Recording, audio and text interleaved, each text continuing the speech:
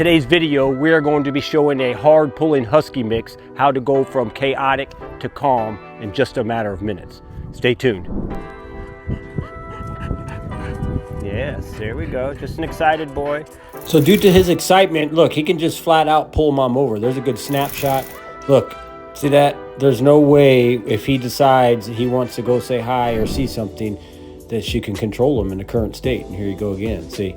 So here we go. Let's get to work. All right, so we're back here with Chase. This is a Husky mix. How old is Chase? 15 months. So he's growing into, he's maturing, he's becoming a man, and he's really pulling mom, deciding when to pull, when not to pull, and when he decides to pull, he can absolutely pull her over. She's a tiny gal, and you know, he's half her weight just about, and he's got to get a little bit bigger still. So, and a lot of people always say these Huskies, sled dogs, are always pullers. You can't not stop pulling and all that. Disregard that.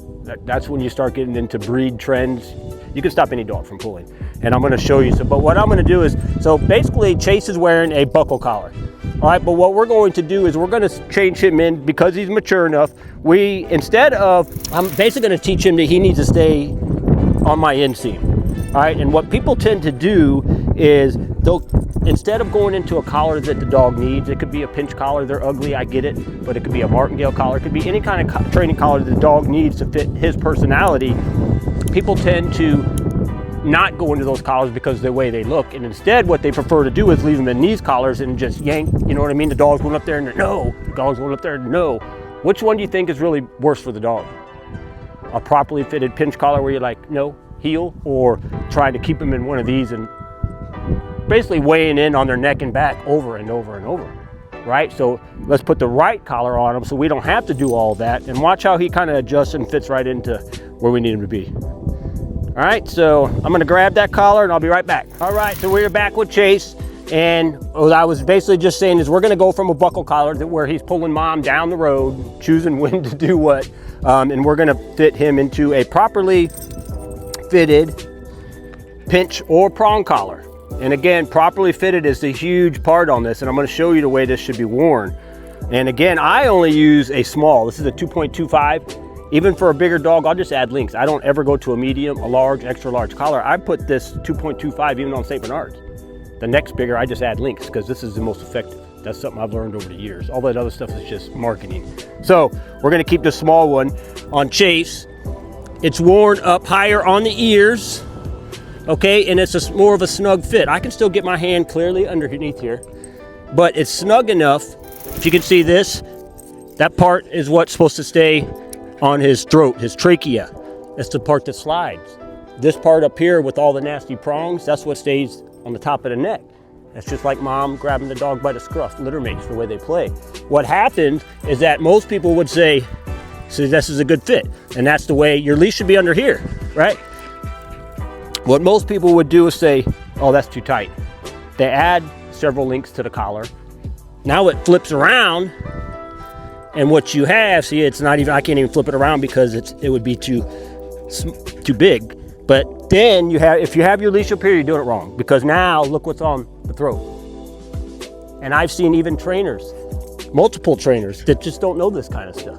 So take the links out, properly fit it, get it up on the ears, and keep this down underneath here, and watch how we put him to work. All right, you ready? Ready for a transformation? Are you ready, Sherry? I'm ready. All right, let's do it. Come here. Yay! See this, the J? If you can see that, I'll bring it up a little closer. A lot of times when you get to the heel command or these walking commands, people use this like a horse. They're like, whoa, slow down. This isn't to stop your dog. This is just to reinforce the training. And once we get him dialed in, come here, buddy. He's going to be, here, buddy. I'll do a little bit more, but we're gonna walk him like this. J, the snap's laying down. That's how you should walk your dog. Not like this, right? There's a big difference. When you're walking like this, you're teaching reactivity. When you're walking like this, you're basically off leash. Once you get them through proofing, you pop that off and you have your true off leash dog, right? But if you've done it all along like this, you're setting yourself up for disaster, I'm telling you. During a quick intermission, Chase's mom informed me that she had always walked him on the right. So we went ahead and switched. So what we're basically doing, if you've watched this from the beginning, is I'm moving him over to the right. Let's go. Let's go. Let's go, buddy. Come on out here, Mom. Do it. So let me have you, I'm gonna show you how to do this. Okay. Come on over here because he's on your right.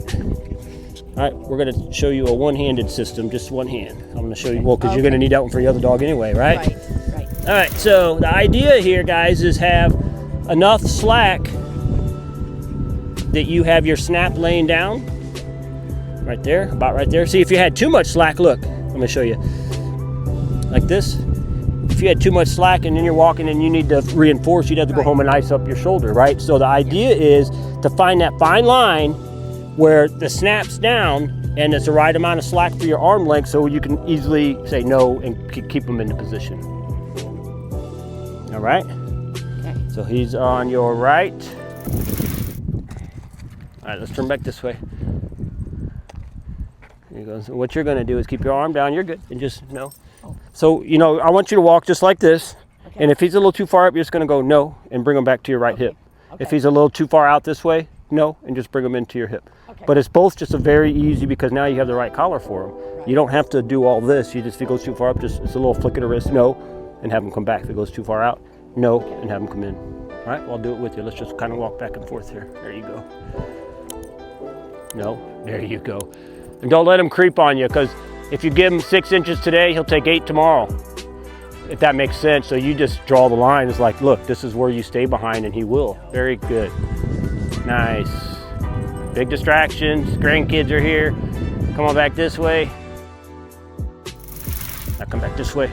Beautiful. Just stay on that line. There you go. I know it sounds simple, but it's easy to kind of cater to them. You're like, before you know it, you're walking, keeping them looking good. There, very nice.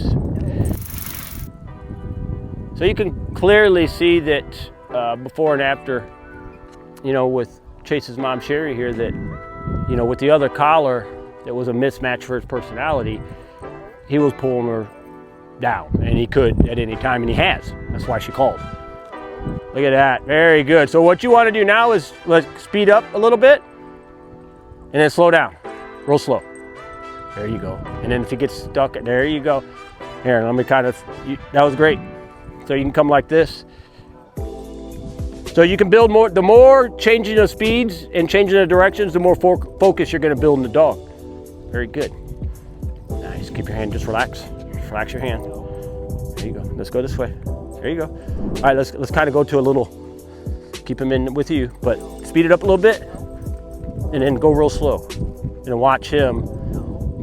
There you go. Now come back that way and do the same thing, kind of do a change of speeds. We're out here training in reality scenarios, right? This is, hey, this is, dog's got to be able to execute right here, not at the training facility. There you go. All right, so do a little bit more. Very nice, look at that one. There you go, come back this way. Good boy, Chase. Get him in a little bit. He likes to see how he likes there, see that? But if you think that, if that's okay, you can leave him out there. But if you don't like that, just say no and get him in closer. And I personally, a lot of people say, well, what's too far out? I would say if you could stick another Chase in between you, he's too far out. Because to me, this is more of a safety. You want to be able to dial this command in when there's a lot of distractions. You're walking your dog through the park. You know, there's a lot of stuff going on. And you say, you know what, heel, and get him in nice and tight. And there you go. Very nice. Nice. Woohoo! Speed it up. Speed up a little bit more.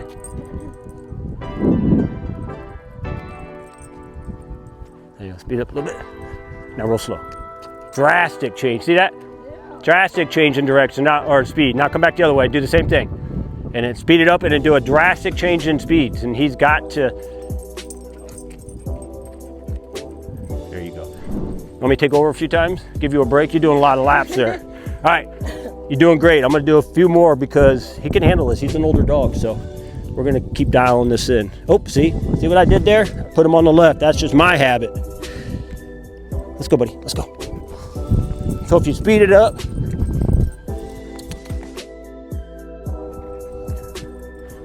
Good boy. No. But I think most people would be happy with just this walk right here. We're gonna get this, well, we're gonna get this a lot better.